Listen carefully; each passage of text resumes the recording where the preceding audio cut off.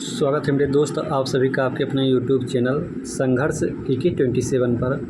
आज हम जानने वाले हैं अम्ल, क्षारक एवं लवण के बारे में। ये जहाँ से हमने टॉपिक लिया है NCERT बुक से है, ठीक।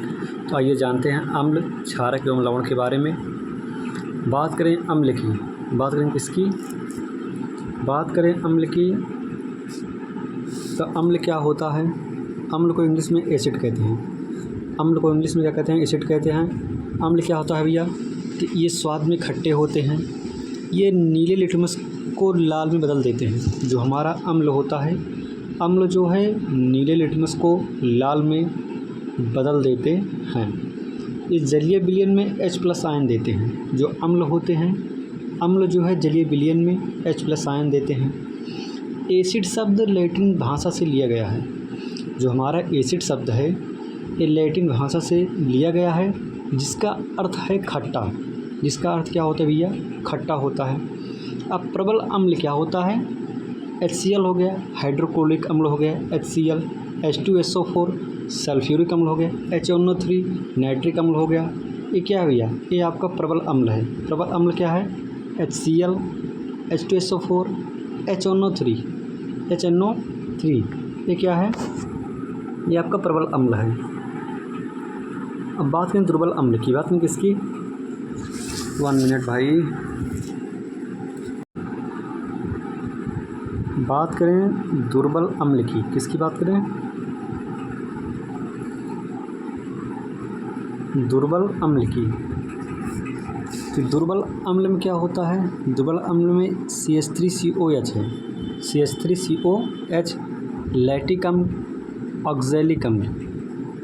दुर्बल अम्ल में क्या है, CH3COOH लैक्टिक अम्ल, ऑक्जेलिक अम्ल। ये क्या है, दुर्बल अम्ल है। अब बात करें सांद्र अम्ल, जिसमें अम्ल की अधिक मात्रा में होता है, जिसमें अम्ल अधिक मात्रा में होता है जबकि जल अल्प मात्रा में होता है। सांद्र अम्ल क्या होता है भैया, जिसमें अम्ल अधिक मात्रा में होता है, जो जल होता है वो कम मात्रा में होता है। अम्ल अधिक मात्रा में होता है, जल कम मात्रा में होता है, उसे कहते हैं सांद्र अम्ल। अब बात करें तनु अम्ल की, किसकी, तनु अम्ल की, जिसमें अम्ल अल्प मात्रा में होता है जबकि जल अधिक मात्रा में होता है। सांद्र अम्ल का उल्टा है तनु अम्ल।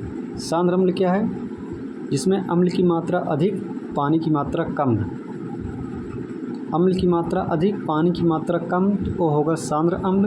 तनु अम्ल जिसमें अम्ल की मात्रा कम और पानी की मात्रा अधिक, उसे कहते हैं तनु अम्ल कहते हैं।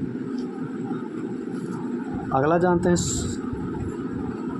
क्षार के बारे में। क्षार क्या होता है, क्या होता है, क्षार क्या होता है। जो क्षार होता है इसे इंग्लिश में बेस कहते हैं। इस स्वाद में कड़वे होते हैं। जो क्षार होता है वो स्वाद में कड़वा होता है। क्षार जो है लाल लिटमस को नीले में बदल देते हैं। क्षार जो है लाल लिटमस को नीले में बदल देते हैं। ये जलीय विलयन में OH- देते हैं। वहीं हमने इसके विपरीत पढ़ा था अम्ल के बारे में। जो अम्ल होता है वो जलीय विलयन में H+ आयन देता है। अम्ल जो है नीले लिटमस पेपर को लाल में कन्वर्ट कर देता है। क्या, अम्ल। अम्ल स्वाद में कैसा होता है, खट्टा होता है। क्षार क्या होता है, स्वाद में कड़वा होता है। बात करें प्रबल क्षारक की, प्रबल क्षारक में देखिएगा इसमें NaOH है। क्या है, NaOH है, KOH है, CaOH2 का होल ट्वाइस है। और दुर्बल क्षारक में देखेंगे NH4OH है। क्या है, NH4OH है।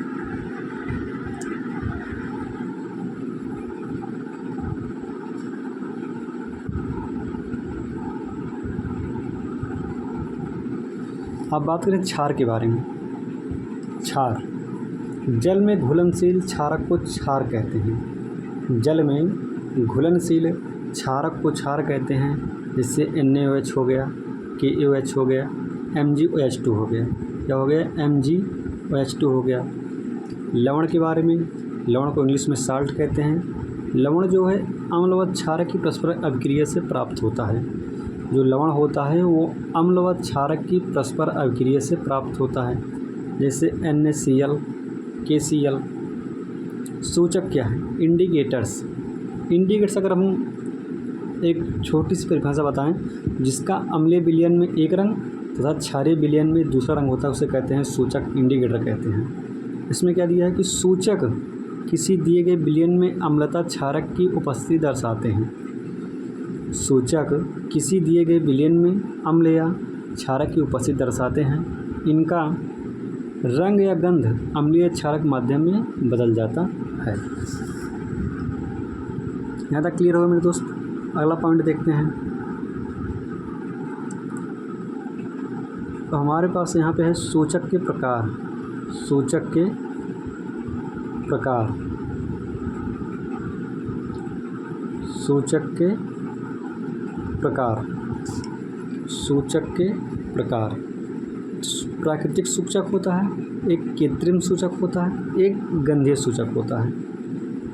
प्राकृतिक सूचक क्या है? ये पौधों में पाए जाते हैं। पौधों में कौन सा सूचक पाया जाता है? पौधों में प्राकृतिक सूचक पाया जाता है। लिटमस, लाल पत्ता गोभी, हाइड्रेंजिया, पौधे के फूल, हल्दी। कृत्रिम सूचक क्या होगा? ये रासायनिक पदार्थ हैं। कृत्रिम सूचक क्या है? रासायनिक पदार्थ, जैसे मेथिल ऑरेंज, फिनाफथलीन। मेथिल ऑरेंज, फिनाफथलीन, ये सब क्या है? एक कृत्रिम सूचक है। गंधीय सूचक में इन पदार्थों की गंध अम्लीय या क्षारक माध्यम में बदल जाती है, जैसे प्याज, लौंग, तेल। यहाँ पे देखिए कुछ सारणी में दिया गया है कि सूचक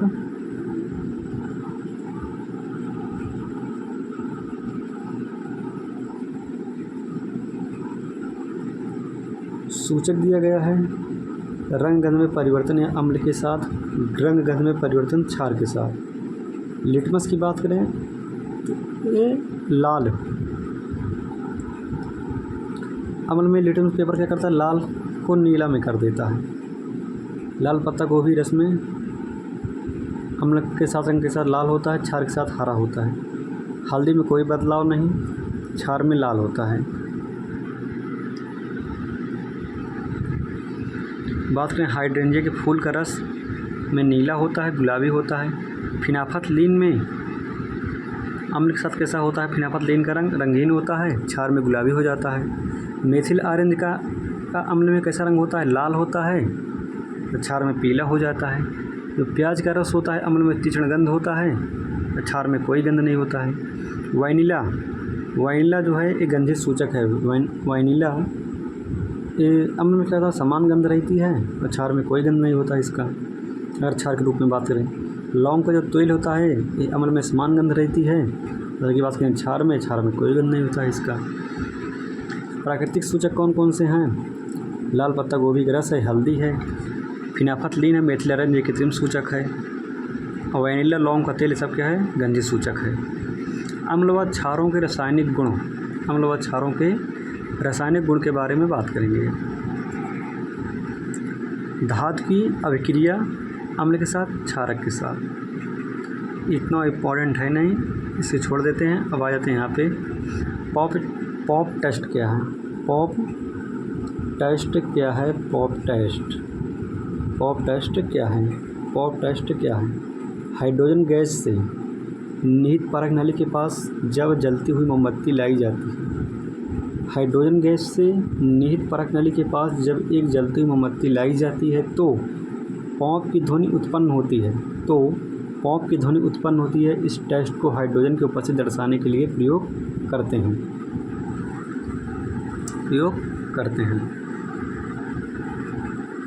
नेक्स्ट पॉइंट देखते हैं, इसमें क्या दिया है? धातु कार्बन तथा धातु बाइकार्बन की अभिक्रिया, ये भी इम्पोर्टेंट नहीं उतना। चूने के पानी का टेस्ट नहीं। हाँ, जान लेते हैं कि उदासीनीकरण अभिक्रिया क्या है। उदासीनीकरण अभिक्रिया क्या होता है? उदासीनीकरण अभिक्रिया जब अम्ल द्वारा क्षारक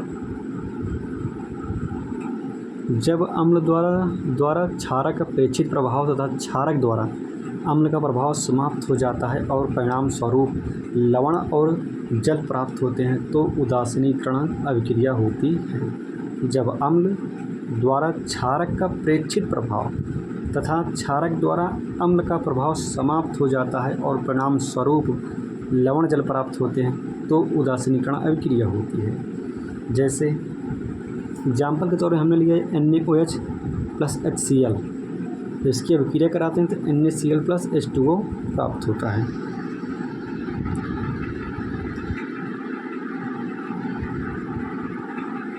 अब यहाँ पर देखते हैं धात्विक ऑक्साइड की प्रवृत्ति कैसे होती है, क्षारीय होती है क्योंकि ये अम्ल के साथ क्रिया करके लवण और जल बनाते हैं। ठीक,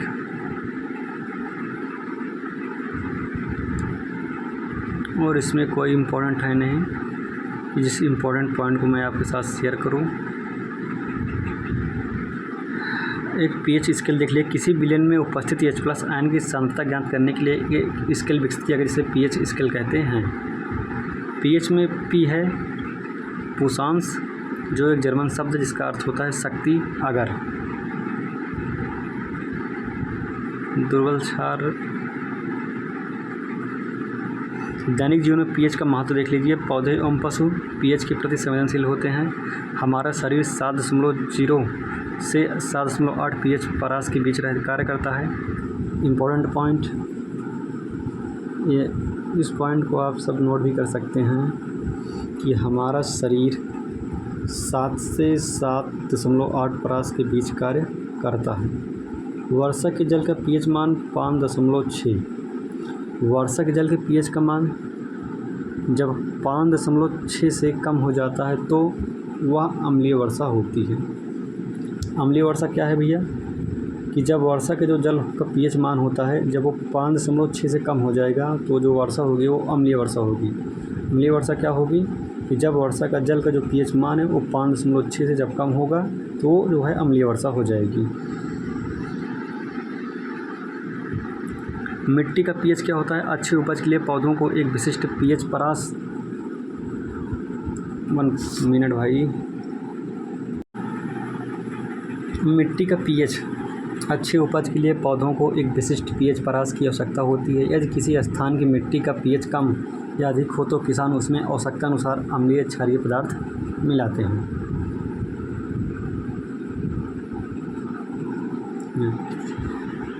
अम्लीय क्षारीय पदार्थ मिलाते हैं। हमारे पाचन तंत्र का पीएच, हमारा उदर हाइड्रोक्लोरिक अम्ल उत्पन्न करता है जो भोजन को पचाने में सहायक होता है। अपच की स्थिति में उदर अधिक मात्रा में अम्ल उत्पन्न करता है जिसके कारण उदर में दर्द व जलन का अनुभव होता है। इस दर्द से मुक्त होने के लिए एंटासिड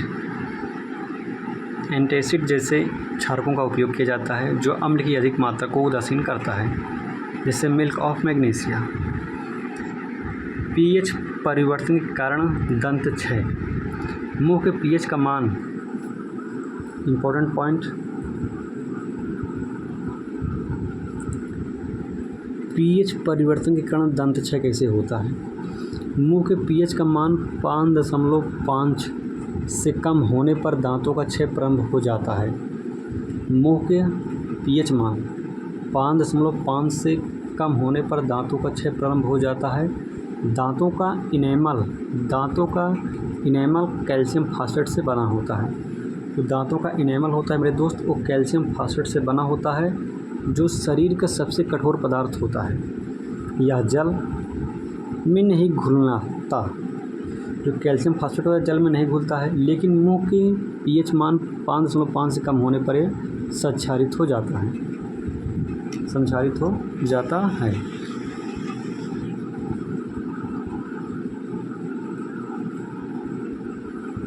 हो जाता है। क्षारकीय दंत मंजन का उपयोग करने से अम्ल की अधिक मात्रा की उदासीन किया जा सकता है। पशुओं और पौधों द्वारा उत्पन्न रसायनों से आत्मरक्षा। मधुमक्खी का डंक एक अम्ल छोड़ता है जिसके कारण दर्द एवं जलन का अनुभव होता है। डंक मारे गए अंग में बेकिंग सोडा के उपयोग से आराम मिलता है। अगर आपको मधुमक्खी ने डस लिया है, काट लिया है, तो आप बेकिंग सोडा उस पर लगा सकते हैं। मधुमक्खी के डंक में कौन सा अम्ल पाया जाता है, तो फार्मिक अम्ल। कौन सा अम्ल पाया जाता है, फार्मिक अम्ल पाया जाता है। किस में पाया जाता है, फार्मिक अम्ल पाया जाता है मधुमक्खी के डंक में। नेटल के डंक वाले बाल मैसेनाइक अम्ल छोड़ दिए जाते हैं, जिनके कारण जलन वाले दर्द का अनुभव होता है। इसका इलाज डंक वाले स्थान पर डाक पौधे की पत्ती रगड़ कर किया जाता है। डाक पौधे की पत्ती रगड़ कर किया जाता है।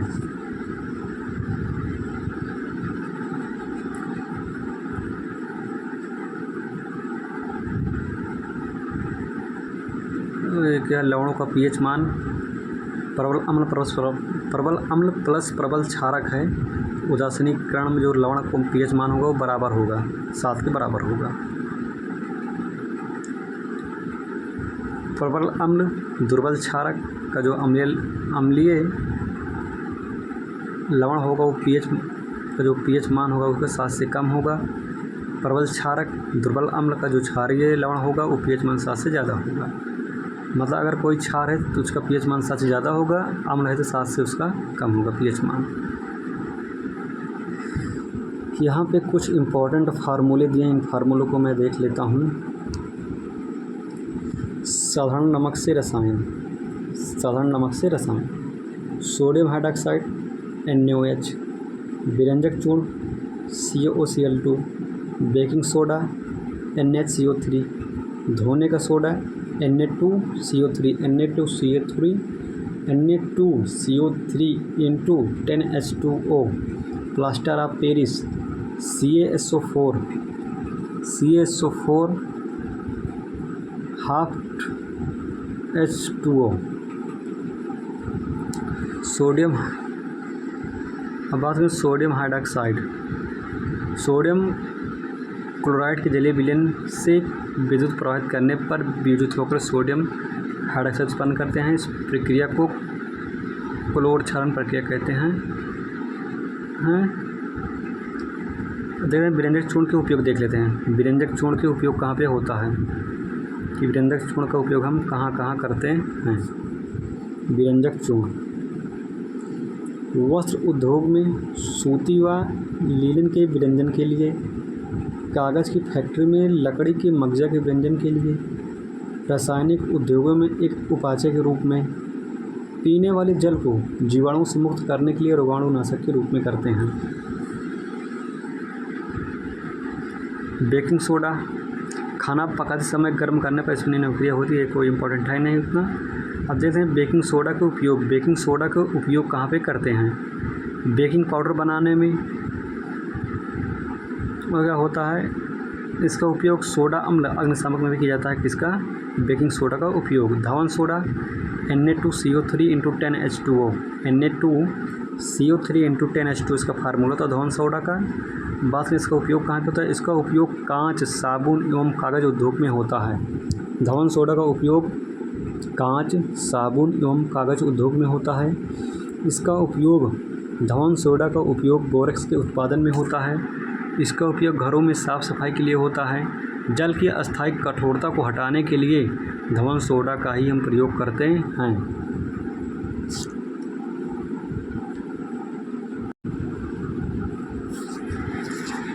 जल की अस्थायी कठोरता को दूर करने के लिए जो है हम धवन सोडा का ही उपयोग करते हैं। जल की अस्थायी कठोरता हटाने के लिए धवन सोडा का ही उपयोग करते हैं। इम्पोर्टेंट है, इम्पोर्टेंट पॉइंट।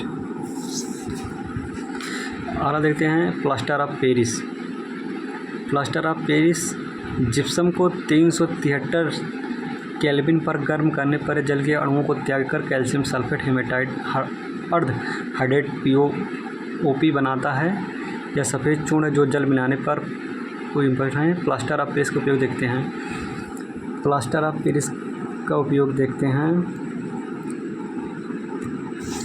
कि प्लास्टर ऑफ पेरिस का उपयोग डॉक्टर टूटी हुई हड्डियों को सही जगह पर स्थिर रखने के लिए करते हैं। प्लास्टर ऑफ पेरिस का उपयोग डॉक्टर टूटी हुई हड्डियों को सही जगह पर स्थिर रखने के लिए करते हैं। किसका उपयोग? प्लास्टर ऑफ पेरिस का। इसका उपयोग खिलौने बनाने, सजावट का सामान बनाने के लिए किया जाता है। इसका उपयोग सतह को चिकना बनाने के लिए किया जाता है। किसका? प्लास्टर ऑफ पेरिस का उपयोग किया जाता है। प्लास्टर ऑफ पेरिस का उपयोग डॉक्टर टूटी हुई हड्डियों